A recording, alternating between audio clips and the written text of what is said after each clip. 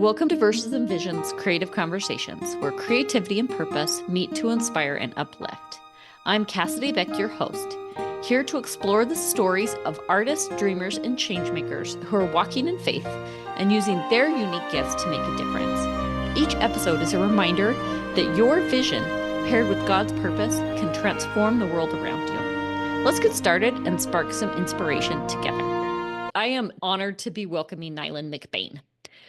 Neylan has been an important voice in Latter-day Saint and Utah women's advocate for almost 2 decades. Neylan's 2014 book, Women at Church, Magnifying LDS Women's Local Impact, which has been a monumental piece of work, pivotal, and a remarkable resource that belongs in every Latter-day Saint home. Neylan was the co-founder of Better Days 2020, which celebrated the 150th anniversary of women first voting in Utah, the first woman to vote in the modern nation. She is currently the owner of a small software company called Duet Partner that serves independent music teachers. Neylan's most recent book, Pioneering the Vote, The Untold Story of Suffragists in Utah and the West, came out in August 2020 as part of the Better Days 2020 celebration of Utah and National Suffragist Anniversaries. Neylan is a graduate of Yale University, a mother of 3 daughters, and lives in Salt Lake City. Neylan, welcome. Thank you. I'm so happy to be here. There are so many things I want to talk to you about. You've been so impactful. I just want to start out off the bat with encouraging people to find out more about your story. You have a wonderful TEDx talk that you've been given. You were also a speaker at the Restore conference, Mm-hmm. yes, which was amazing. I loved your keynote address. Tell us a little bit more about yourself. I definitely to stay busy and I like tackling new things. There are definitely through lines of all the work that I do that I can see the consistency, but I do like to take on different challenges and different projects.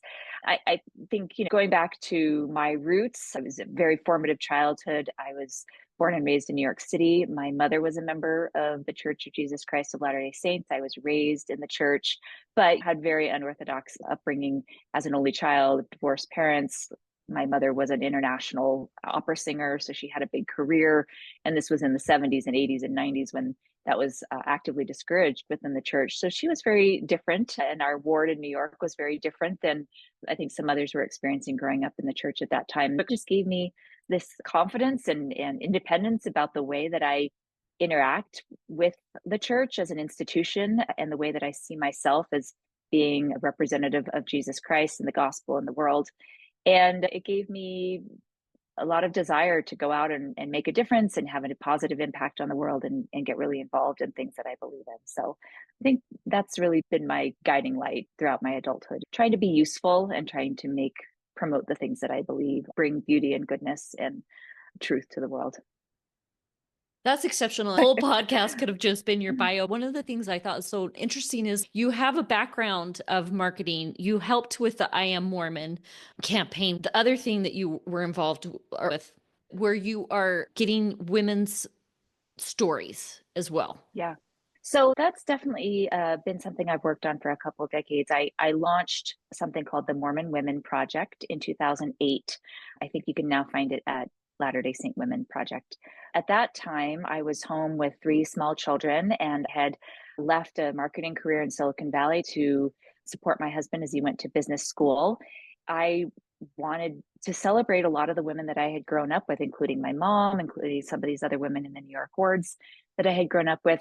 And the church was at a pivotal time in 2008. I had been living in San Francisco and working in Silicon Valley, and specifically Prop 8 in San Francisco and California really rocked the church. And a lot of the people that I'd been going to church with after living there for years just abandoned the church and walked away. And there was a lot of pain and a lot of frustration around that episode. And so I felt like this was something that I could do that wasn't directly tackling the problem of Prop 8 in California, but was putting out some positive stories that women could hang on to as they navigated their identity in the church. The tagline for the Mormon Women Project was exploring the many ways to choose the right, because I felt like I had lots of good examples of that in Mormon womanhood as I was growing up. I started with interviewing a couple of friends that I found admirable. And it expanded from there. Over the course of about 8 years, I did over 300 interviews in 23 different countries. Now it's over 500 interviews. And it's just a wonderful repository of oral histories. They're pretty comprehensive. Like this was before the days of podcasts, but it was essentially like a podcast interview. They would go on for hours and we would delve into a woman's experience in the church, but also not just in the church, really how she would balance personal revelation with her obedience to commandments. Oftentimes, personal revelation leads women in fascinating, different, interesting ways. We would explore that and how that particular woman felt she was doing God's will by following that personal revelation and where it had led her. And just fascinating stories came out. And it was such a joy to do that and to create that oral history repository. I worked on that and I passed that off to another wonderful, capable editor who still has it under her wing today. I continued the women's history theme by working on the I'm a Mormon campaign, where I was involved with some of the stories that we told about women in the church, but then also with the 2014 book that you mentioned, Women at Church, which was a way at looking at the local experience of ward members and stake members within their smaller communities, specifically not in the general church is what I mean, but looking at our wards and our stakes and really being creative about the ways that we can create greater equanimity between men and women's participation in the administration of those wards and stakes. It felt like I would say the turn of the 21st century, there have been a lot of fences built up around gendered practices in the church. We're still hearing stories of women not being able to say the opening prayer because that wasn't something that was appropriate for women, or not being able to start a meeting, or not being able to do something because a priesthood brethren wasn't present. And there was a lot of amplification of what is appropriate for women to do. At the end of the 20th century, we come out of some particularly harrowing experiences around women in the church, specifically the September 6th, and people getting excommunicated about their perspectives on Heavenly Mother and priesthood. It felt like the time was ripe to take a fresh look and say, what are we really trying to accomplish here by building up all these fences around what men can do and what women can do? And let's get back to the heart of the matter and talk about how this is a do-it-yourself church. And we are here because we want to be. We're volunteers. We have specific ordinances that require priesthood keys and authority. When we're talking about our local experience, we're all just trying to make the best of it and strip away some of the calcification that I had seen grow up around our wards and stakes. That was really the motivation for the 2014 book. It was a call to look at the general handbook and to see what's not there and look at the white spaces around the instructions. Could we play with that? Could we be imaginative here? Could we ask a woman to do something that we haven't before, not because the handbook says we should, but because the handbook doesn't say anything about it at all? And we can experiment and be more creative in the way that we administer the tasks of our wards and stakes across both men and women. So that was the book. And yeah, it created quite a movement, which I've been grateful to see grow. And I've been grateful to see other people pick up the mantle in the last 10 years since the book was published, with the help of social media, podcasting, and Instagram. There have been so many people willing to pick up that conversation and turn it into something I think is very productive and very helpful, and helps men and women, leaders and just lay people across the church, feel like they have more of a sense of belonging and purpose when it comes to the role they play in their local congregations. So many things that I want to say. I feel like part of what makes it really productive is your approach. And I feel like there is a time, and I've certainly been there, like frustration and anger, but I feel like that's not the approach that you're taking. Instead, you've gone through history and found a wonderful example of women-led leadership in the past and highlighting that and using that as a beacon. Can you tell us a little bit more about that? Yeah, that's definitely the approach. I think there are some specific instances in the book where I call upon practices in the past that unfortunately have been just lost over the years. This one in particular, of course, is women giving healing blessings in pioneer days. That practice extended for over 100 years in the beginning of the church. And it was only really after the end of World War II that was finally put to bed as an approved practice for women. And that leads me to Better Days 2020, which was the organization I started to celebrate Utah as the first place a woman voted in the United States under an equal suffrage law. That first vote took place in February of 1870, so over 150 years ago. It was the first place where there was a law passed that said women can participate in civic elections. And it was very complicated why that happened. It had a lot to do with polygamy, which makes people uncomfortable. But a lot of the suffrage movement was because of strange sort of social movements that we don't really understand anymore, the temperance movement and things like that. So we might not fully understand the motivations for why that happened, but Utah and the church specifically led out when it came to American women's advocacy in the 19th century. We can point to some of those instances and say, look, this happened because of the support of the church, because the church was trying to be out in front of some of these gender conversations. I think some people would say if things happen in a sort of progressive sense, they may say it's in spite of the church leadership. We're not particularly known for that anymore. But I do think it's really helpful, especially within church culture, to point to some of those examples. The sky didn't fall in. Things do change over time. Sometimes they don't always change for the best. There are things that we can learn from what worked in the past and that we should revisit. And I think, especially in our culture, we like that idea of looking to our foremothers and our forefathers for permission to do things that may seem a little bit transgressive now. That was a little bit of the motivation in the book and in Better Days 2020 of looking back and looking at some of those historical precedents. Amplifying women's voices is one of the themes I see in your work. Why is this important to you? What inspired you to focus on this? Yeah, as I mentioned, I had a very unusual upbringing when it came to being a girl, a woman in the church. I was surrounded by very confident, very accomplished, and sometimes professionally accomplished women when I was growing up. My mother had a sense of independence and self-worth that I think was very contagious and inspiring to me. I went to Yale and I saw that the girls that came to church at Yale, many of them didn't feel that same sort of empowerment from their identity as a Latter-day Saint girl that I did. In fact, they came to Yale to hide or run away from the church and to disappear. And it was just my young adult years were a really formative time in trying to figure out, like, why does everybody not feel as excited to be a member of this church as I do? After college, I moved to San Francisco and I lived there for 7 years. And I had similar experiences where people would go to disappear and just not feel that excitement and love for the institution and the gospel that I felt. And so I started digging into it and I really started listening to the girls and the women that I was going to church with. I had some wonderful leaders. I had some female leaders that clashed with male leadership to disastrous results. And I just started observing and seeing that I had a different take on all of this than a lot of the other women I was worshiping with. I felt I could offer a little bit of that different perspective that my mom had given me and that those women that I had grown up had given me.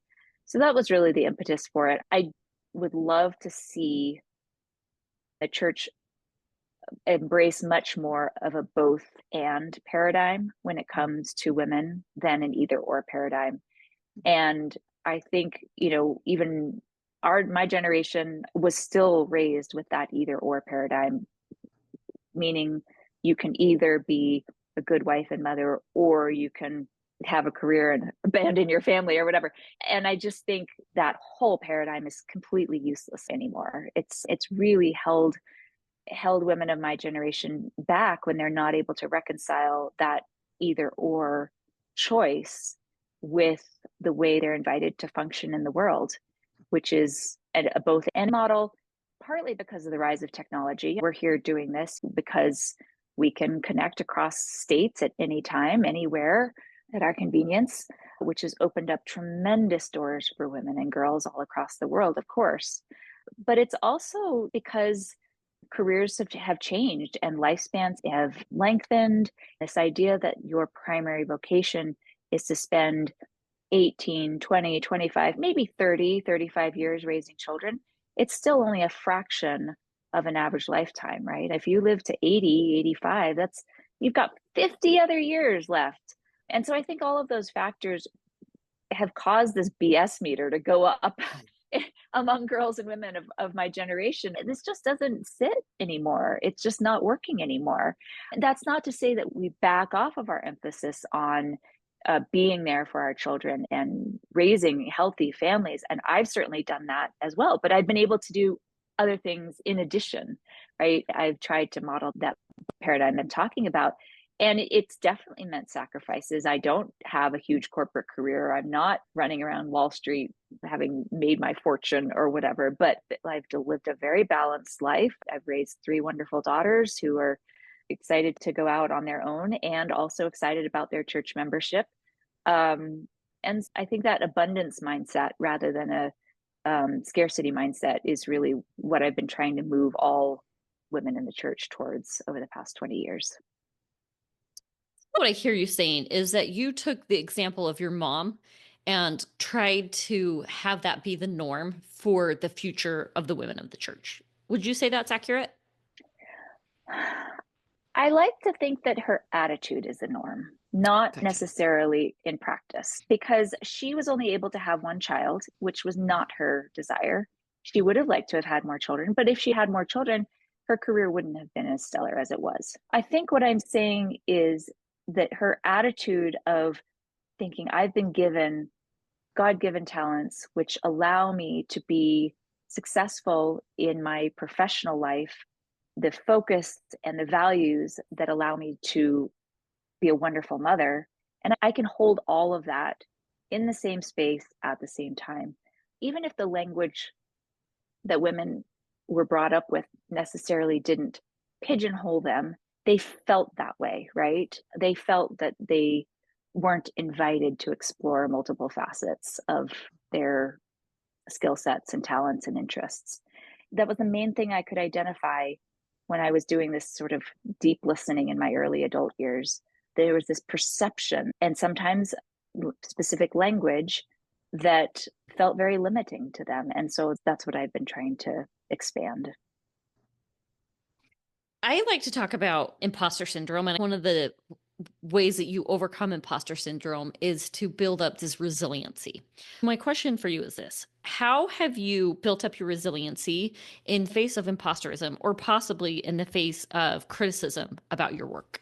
That's a great question. I've heard you talk about imposter syndrome, and I think it's an under-discussed burden that most of us carry. I definitely feel it when I'm working among academics.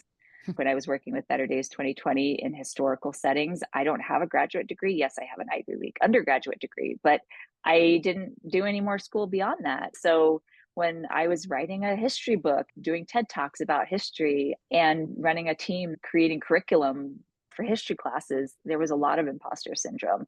My approach to that was twofold: do your homework, read deeply. There is nothing you can't learn if you're willing to read deeply and put yourself through your own course on the subject. You may not be able to walk away with a doctorate level education, but you can educate yourself more deeply than ever before. With a number of projects I've taken on, I felt like there's needed to be a real personal deep dive. That's the sign of somebody who's willing to continue learning through their life, is to be a deep reader. And then the other thing that I do is just be really realistic about my particular skills and my particular offering, and just have confidence in that. You don't have to be everything to all people, but you can bring certain things to the table and you can be confident about what those things are. And you can make sure that you are doing those things well, and surround yourself with people who are smarter than you in other disciplines.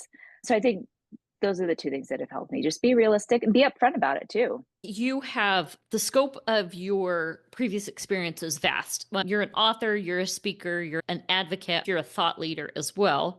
How do you feel like your faith has led you down this path? I credit my faith with the motivation for everything I've done. It's the cornerstone of my desire to be useful and productive. For me, I equate productivity with godliness. Maybe I'm a Martha to somebody else's Mary, but that is the way that I feel like I'm building the kingdom. That is my talent, and that's what I feel has been given to me as a divine gift. I'm very productive. I like to be very active. I like to continually learn, and I like to evangelize. I like to evangelize for anything, from a good book to a good movie to a concert I just went to, the gospel. I like to evangelize. I like to tell people about stuff that I love. And I do think that is my form of service in the world. I'm really terrible at bringing casseroles to people. I just don't do that. So I've had to come to terms with the fact that I contribute and I serve in different ways. I serve by writing books, by talking, and by doing podcasts. And at first I thought that was very like self-centered. And how is that service? I'm just going to talk about what I think. How is that? Feels like the antithetical to being selfless or giving of yourself. But I've just come to peace over the years. And as I've gotten older, just gotten more comfortable with the idea that I've been given certain talents and certain blessings and certain experiences. People seem to find them interesting, and I can create inspiring moments because of that. And that seems to be my gift. So I'm grateful for that. Rewinding just a little bit, I should have asked, did I leave anything off of the list of your endeavors? I would say my professional endeavors have generally been cause oriented. So they've had that through line in the sense that I'm evangelizing for things that make the world a better place, whether it's the I'm a Mormon campaign that I helped work on or other clients that I had during my time at Boncom, which is the agency that did that campaign. I've worked for educational technology companies. I'm working on a company right now for music teachers to support them. I love working with groups of people and audiences that are underserved in the market. And that's that same advocacy or evangelizing strain that I think I was talking about earlier. You had mentioned your faith drives your endeavors and that you're highly productive. One of my questions for you is, what does it feel like knowing that your actions are aligned with what God wants you to be doing at that time? Yeah, I think that that's really at the crux of what gives us the ultimate peace, right? I think that alignment is happiness. And I would go so far as to say joy. I think purpose mixed with a recognition of our talents and being appreciated for those talents is the secret sauce for me to feel at peace and aligned with God's will for me. But getting to that place can be really tough. Are you feeling stuck, second guessing your dreams, or battling imposter syndrome? You're not alone. I've been there too. But here's the truth. Your vision, your purpose, your God-given gifts are meant to shine. That's why I created Sage First Coaching, a space where faith, action, and momentum come together. Whether you're an artist, entrepreneur, or creative dreamer, I'll help you break through doubt, build confidence, and take real steps towards the life God has called you to. With personalized coaching, even though you could do this alone, you won't have to. Your calling is bigger than fear, and your next step starts now. Visit sagefirstpublishing.com to book a free discovery call and start moving forward, because your vision is worth it. Sage First Coaching. Faith, action, momentum. Some of the best moments happen when we slow down, share stories, and connect with people around us. That's why I want to share something special with you. Soda beers. Soda beers isn't just another drink. It's crafted with intention. Alcohol-free, just bold, nostalgic flavors designed to bring people together. Whether you're celebrating, catching up with a friend, taking a moment to reflect, it's about savoring the experience. This brand is close to my heart, not just because I love the taste, but because it's part of my family story. And I love that it's always been about more than just a drink. It's about connection, community, and creating moments that matter. So if you're looking for something refreshing, something crafted with care, give soda beers a try. Pick up a can, share it with someone, and make a moment out of it. Just like this podcast is about walking in purpose, Soda Beers is about creating something meaningful, something that brings people together. And that's worth celebrating. Cheers. I've got a young adult daughter who's looking at college graduation, and she's trying to figure out what her purpose is. She knows God loves her. She knows she has heavenly parents and she's of divine worth. But to really have a sense of why you're here on this earth, that's the Holy Grail, I think. And it can be extremely elusive for people. And that, I think, sometimes can cause great suffering, a great sort of feeling of distance from divinity, right? Because even though you know that your ultimate purpose is to return to live with God, we spend a lot of time here on this earth. We spend a lot of time working, right? We spend a lot of time in relationships. We spend a lot of time moving through the world and making a difference and contributing to it, regardless of whether we're actively contributing or whether we're just leaving some footprints or whatever it is. We, as humans, disrupt our environments around us for good or for bad. And I think that search for purpose is, of course, at the root of $1 billion self-help industry, but it's also the thing that really grounds us to divinity and gives us a vision of what our eternities might look like. What are we capable of creating with our time and with our talents and with our resources that is unique to us? And that's, for me, that's why doing this kind of work does bring a lot of peace and a lot of joy. And I'm extremely grateful for it. What would you say to someone that is feeling like they are a little bit invisible or that their voice doesn't matter?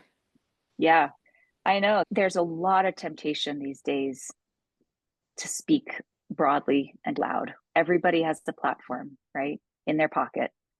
And we praise people that have big platforms. We praise people who have voices that reach a lot of people and have something strong to say. I saw a statistic that over a third, maybe 40% of high schoolers want to be an influencer. That's on their job career aspirations. I think that is a tremendous temptation in the world right now. I do call it a temptation because I think that the sort of guise of influence and impact that comes with having a very broad audience base is potentially a tool for Satan. It's not about how many people you say it to. It's the intent, it's the how it's received, it's the impact that it has on your audience.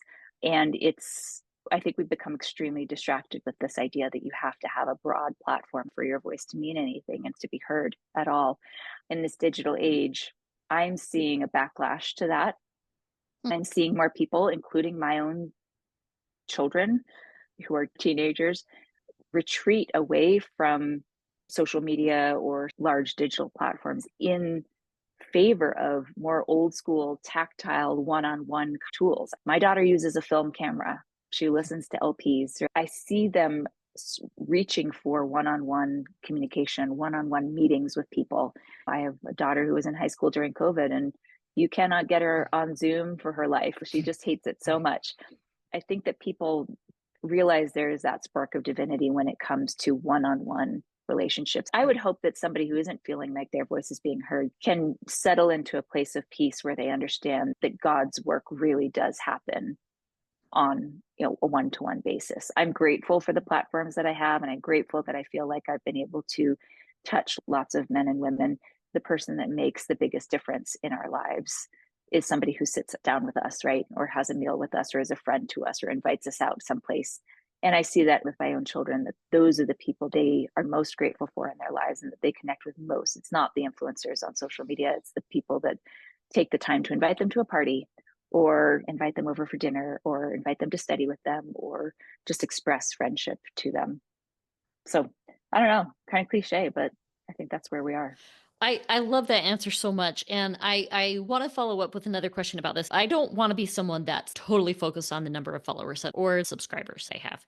I want to have a message that reaches the one, but it's difficult to reach the one when you have a smaller following or subscription list. How do you balance wanting to have a bigger influence with that power of the one? I think products can be very successful at reaching the one if they have a very strong idea of who that one is. If you're mission driven and you know what that mission is and how your product, your message is going to impact that audience, then you're going to be able to make that connection. You're going to be able to draw that line because you're focused on giving that particular person what they need, that you're going to craft a product that they're going to find and they're going to be moved by and be touched by. Oftentimes, people who embark on platforms try to be all things to all people. And that's where it can get frustrating because you don't know if you're really hitting that target audience. You might not be getting the feedback that allows you to know that you're on the right path. So it seems paradoxical, but my professional advice would be actually focus more and know your audience even more. Try not to be all things to all people. I think we tend to have more success when we take that approach. So it's interesting. I feel like I've heard that described as using a scalpel instead of a hammer, Sure. or a mallet. Ideally, what do you feel like how a woman could step into a leadership role while still staying true to her values and her faith? What do you feel like that looks like? I would rephrase the question, because I think if you're saying, how can she step into a leadership role while being, you're suggesting that they may be mutually exclusive, right? And that there may be tension between those two options. And I don't think there is tension. That is at the core of my message. By stepping into our leadership roles, we are magnifying our faith in the gospel of Jesus Christ, and we are building the kingdom by doing that. I really want to push back against this idea that if we step up in any sort of way, or if we're more visible than our mothers were or predecessors were, or the lady down the street from you is, that somehow we are pushing against some sort of boundary, or that's inappropriate or in contrast to being obedient. I think it comes back to that sort of both and mentality. I think the church would only benefit if it had more women in the rooms where decisions are made. And that's every place from the ward council, I would say, all the way up.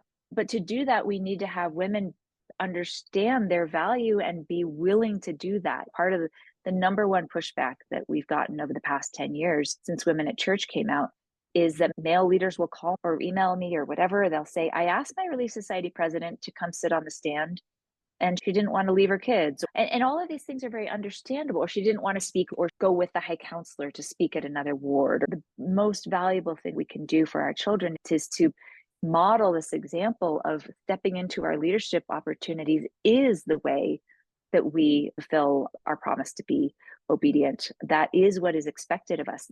It's the only time somebody is praised for stepping out of church responsibility is when it's a woman stepping away from being visible or taking the lead. We shouldn't praise that. We should praise people who have the initiative or the desire to build the kingdom by stepping up. That's not going to be all people, and that's fine. It shouldn't be all people. It's not all men either. Not every man wants to be a leader, right? A lot of men are happy serving in the nursery, and that's great too. It should be equally acceptable for women to say, hey, you know what? I've got some serious skills here. Let me step up. Or I don't really like doing that. I'm going to go be a primary teacher and be very happy about it. Whatever it is, that richness and that diversity is the way that we are building the kingdom and living up to God's will for us. Yeah, I just encourage us to, again, return to that attitude of both and rather than either or. Do you know, I feel like part of why your message resonates with me so much, this happened recently. There was a mass email that went out to everyone in my stake, and it was a call for leaders to congregate. It went out as a leadership being all the male organizations. It is the only time that I reached out to my stake president and I said, this is a problem. This messaging needs to change. I am grateful for him that he's like, why don't you come in and talk to me about it? And I was like, okay, let's do this. Good for And you. so, and so he sat down with me, and I was a little bit nervous because this is a stake president, but I'm like, this means so much to me that yes, let's have this conversation. And he said, Cassidy, you're right. The messaging was off. Thank you for bringing it to our attention. I love your messaging. And I feel like the way that we change it is by stepping up and by embracing our God-given talents and recognizing that I love the idea of the and instead of the or, and embrace your full self and embrace all of your capabilities because they are plentiful and they are many.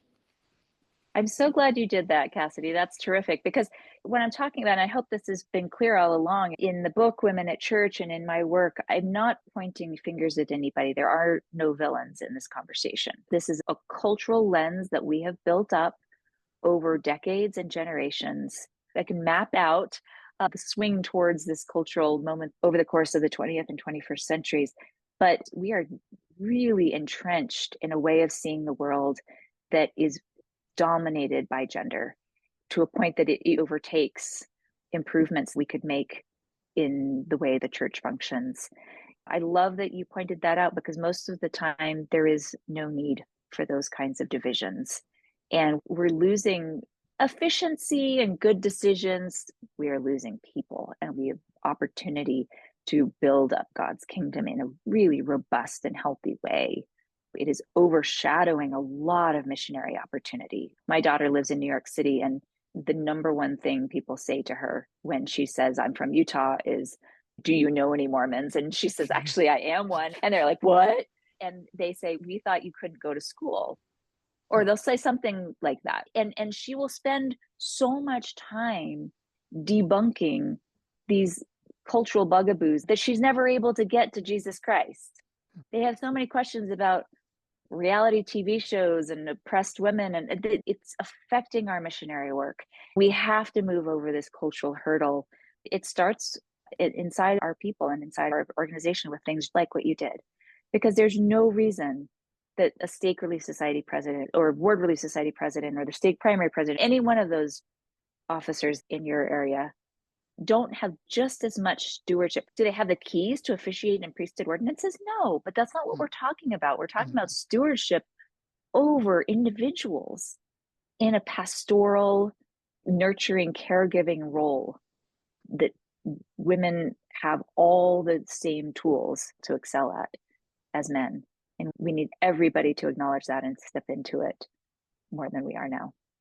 I want to reiterate what you just said, because it wasn't that it was like a priesthood meeting that I was like, we need to be there. It was leadership. That was the thing I was really objecting to. If it's a leadership meeting, then everyone in leadership capacity should be there. And I feel like I hear you saying the exact same thing.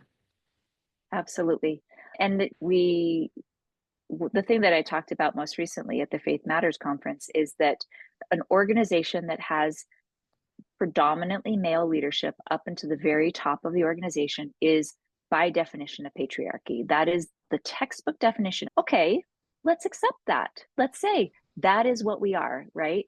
And if the stake president wanted to say, you know what, we are in a patriarchy, only male leaders matter, that's why we didn't include the women, it would be that we would disagree, but we would say, okay, we're at least being honest about it, right?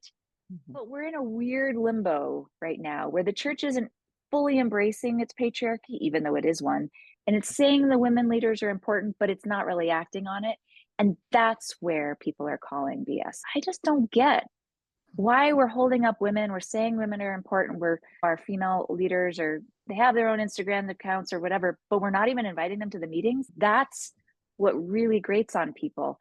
And we need to be able to fix that among ourselves. Where can people find you? How can we support you? I really like hanging out on Instagram at Neylan McBaine. I do book reports, and I do a lot of evangelizing for music and performances and concerts. And once in a while, I'll talk about Latter-day Saint women as well. Wonderful. Neylan, thank you. I feel like there's so many things. It could be hours, so we'll have to have you come back. I have loved our conversation. Thank you so much for joining us. Thanks for tuning in. Keep creating, keep dreaming, and keep bringing your visions to life.